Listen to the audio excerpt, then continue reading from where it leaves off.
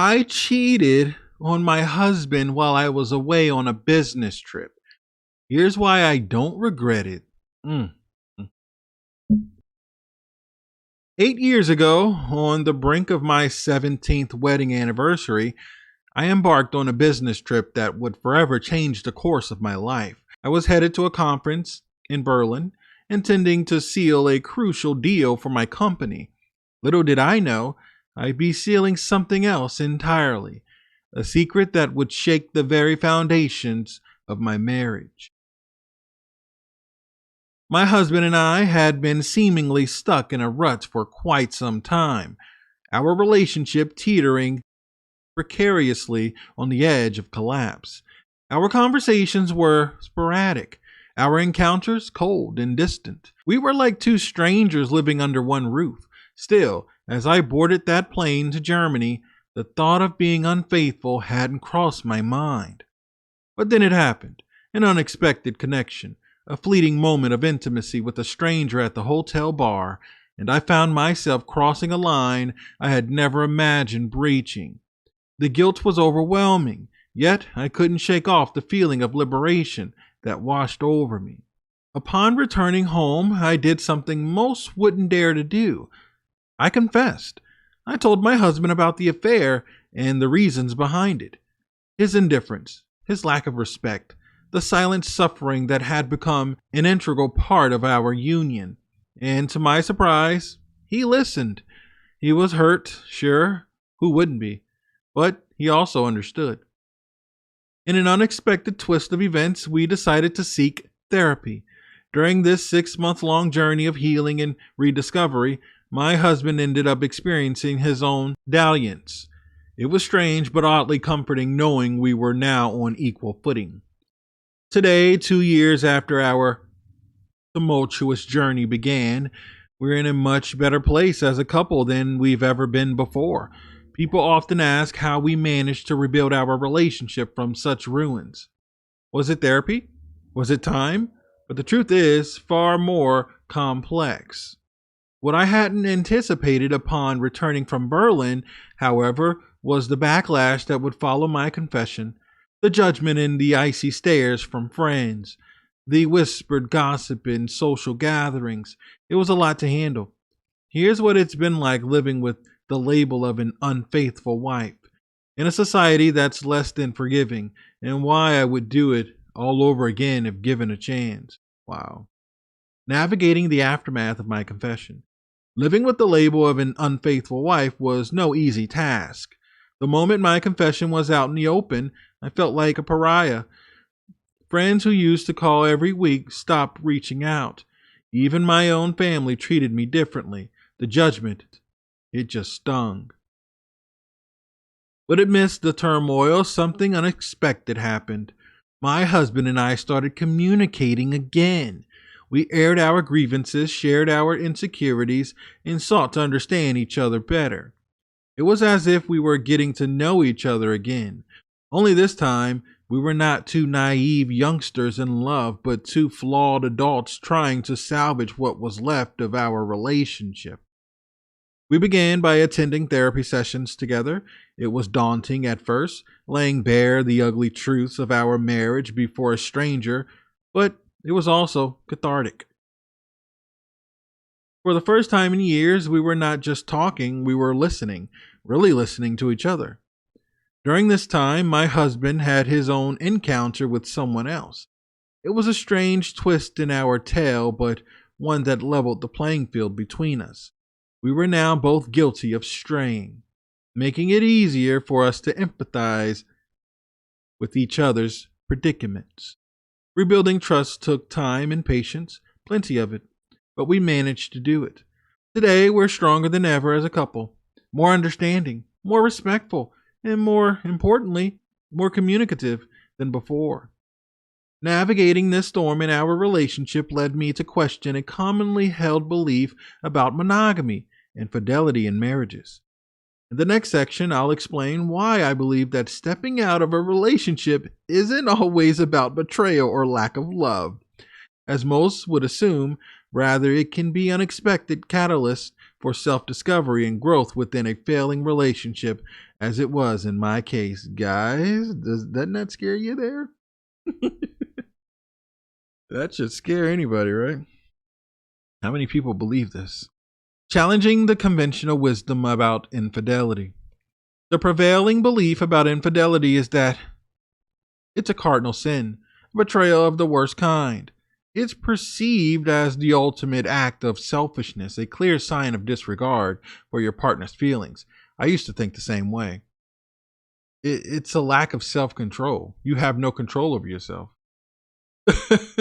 Like, point blank period. If you really care about somebody and you know that'll hurt them, and yes, you're human, you're going to see other people that are attractive, and you might be weak sometimes. But how much self-control do you have? How much do you respect the person that you lay next to every night? Let me continue, guys. However, my experience turned this belief on its head. I cheated, yes, but it wasn't out of spite or lack of love for my husband. Rather, it was a desperate cry for attention, a stark revelation of my unhappiness with our marriage. Many would argue that communication should have been the first step, not infidelity. And they're not wrong.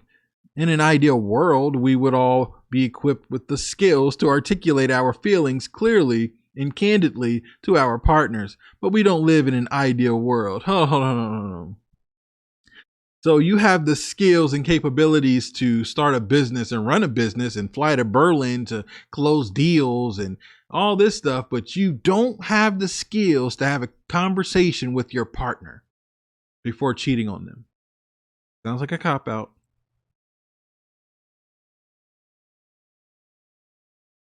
My infidelity was not premeditated. It was an impulsive act driven by years of pent-up frustration and neglect. It was a mistake, but it was also a wake-up call for both me and my husband. Infidelity doesn't always have to spell the end of a relationship. In fact, for us, it marked the beginning of a new chapter, one filled with more understanding and open communication than ever before. In the next section, I'll share how we managed to pick up the pieces of our shattered relationship and rebuild it into something stronger and more meaningful than before. Rebuilding trust and communication. If you find yourself in a similar situation, the first step towards resolution is open communication. The confession was the hardest part for me. It was a brutally painful conversation, but it was necessary. We can't change our past actions, but we can take responsibility for them. Acknowledging your mistake and displaying genuine remorse is critical. It's not about justifying the act, but expressing regret for causing pain to your partner.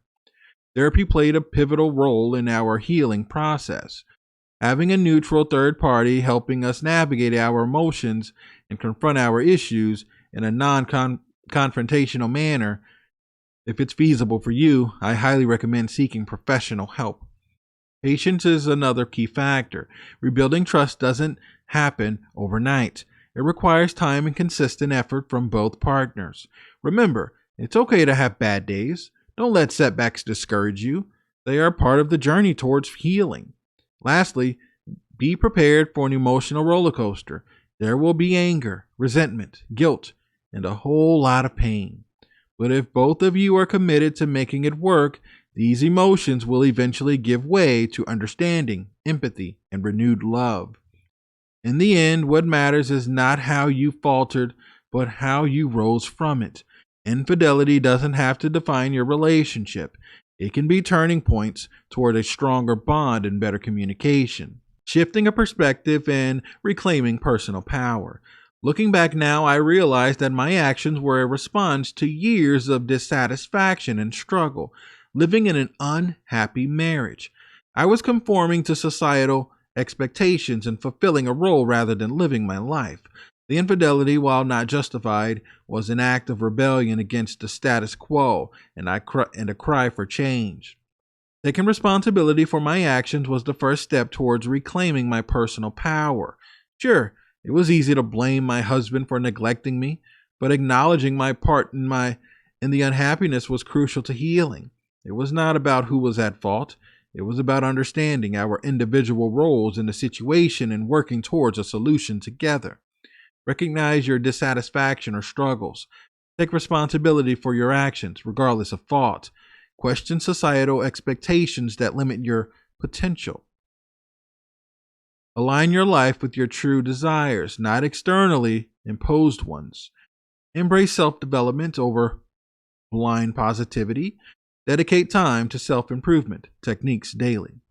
Understanding external influences and societal conditioning is a key part of this self exploration journey. We're conditioned to believe that infidelity is the ultimate betrayal, the end of all relationships. But I've learned that it's not always as black and white as societal wants us to believe. Living life on our own terms requires you to question societal myths and expectations regularly. It involves seeking self empowerment by breaking free from societal expectations and norms that do not serve your well being. In the end, remember that self improvement is a journey, not a destination. It's about continuous growth, learning from past mistakes, and striving for better each day. It's about reshaping your reality to align with your true nature and desires. And most importantly, it's about embracing your individual journey of self exploration and growth, regardless of societal norms and expectations. Wow. Ma'am, you said all that just to dance around the fact. Like, listen, ma'am. The reason you cheated because, okay, you felt like I should cheat. We're not sleeping together. I'm not happy, right? I'm not happy. I got my own business. I'm a boss. I can do what I want. So you felt like cheating. I'm going to tell him because I don't care if he leaves me or not. I'm just going to tell him because I really don't have respect for him. You cheating in the first place shows that you just don't have respect for the person. Why would you, listen, think about this. You stand there in front of each other, in front of family. There's a pastor, a preacher there. You're you're saying your vows to each other, and you're promising. A lot of you guys aren't even listening to those vows. They don't even matter, or it's just one sided. You hope the other person is going to abide by those rules, but you don't have to. For better or worse, all that stuff. The marriage started to go bad and go sour. You don't want to do what you have to do to fix it. You know what? I know how to wake him up. I'm going to go sleep with somebody else and tell him about it. Guys, I stand on this. I'll always stand by this. Somebody cheats on you, it's over, man. They have no respect for you, and they're going to do it again. They're going to do it again. What are you going to do? Every so many years, we're just going to cheat and step out because it freshens up our marriage. So you got an open marriage now. What's going on in this world? Guys, let me know what you think about this in the comments. I'm going to catch you guys at the next one.